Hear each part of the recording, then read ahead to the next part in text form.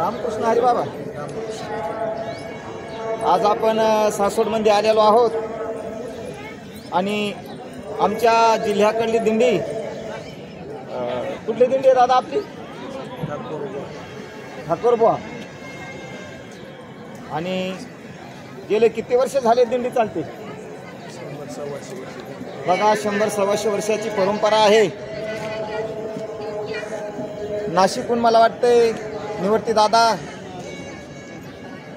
नाही का, आणि आळंदीहून माऊली, दोघंही बंधू आज सोपान काकाकडे आलेले इथं आणि सोपान काकाला घेऊन पंढरीच्या दिशेने वाटचाल होत आहे। आणि आमच्या परभणी जिल्ह्यामध्ये दैठणा गाव नाही का, धाकटी पंढरी आहे बघा।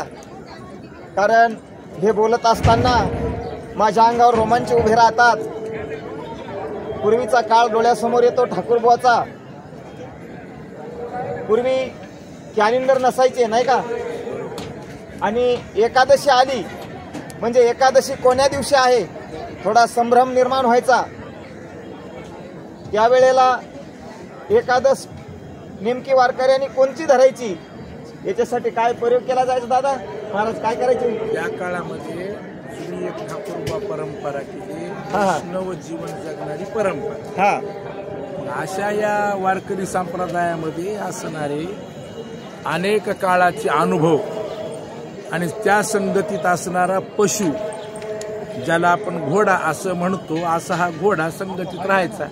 महाराजांनी एक अनुभव सांगितला की साधूच्या संगतीत असणारा अनुभव किती प्रगल्भ होतो। तर म्हणजे मग आमच्या घोड्याला विचारून पहा। घोड्याला विचारून पहा म्हणल्यानंतर लोकांना थोडं आश्चर्य वाटलं। घोडा कसा काय सांगते म्हणजे?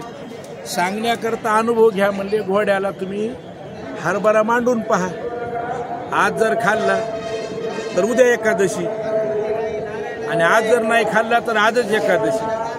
आणि ह्या न्याय निवाडा करण्याकरता घोड्याचा वापर महाराजांनी, ठाकूरबुवांनी त्या काळामध्ये, म्हणजे एकादशीला घोडा हरभरे खात नव्हता बघा। आणि त्याचा संदर्भ देऊन मग तेव्हापासून ठाकूरबुवाचा घोडा प्रसिद्ध झाला।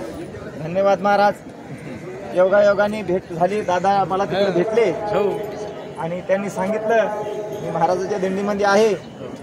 मला खूप अभिमान वाटतो, कारण आपल्या दुधनेच्या आणि पूर्णेच्या तीराला, आम्ही पूर्णा तीराला राहतो, मला वाटतं तुम्ही गोदावरी नाही का, आणि खाली दुधना। पण जसं ह्या सगळ्या नद्या समुद्राला मिळतात, जववरी नदा नदीचे नाव, जव न पावे समुद्राचा ठाव। आणि आज मला त्या गोष्टीची आठवण आली। रात्री माऊली तळावर येत असताना वेगवेगळ्या भागातून वेगवेगळ्या नद्या दिंड्या आल्या, पण इथं आल्याच्या नंतर एकत्र झाल्या। जववरी वहळा वहळ, जव न पावे गंगा। वा, आता मी महाराजासमोर काही जास्त बोलू शकत नाही, माझं काहीतरी भाग्य म्हणून आपली भेट झाली महाराज।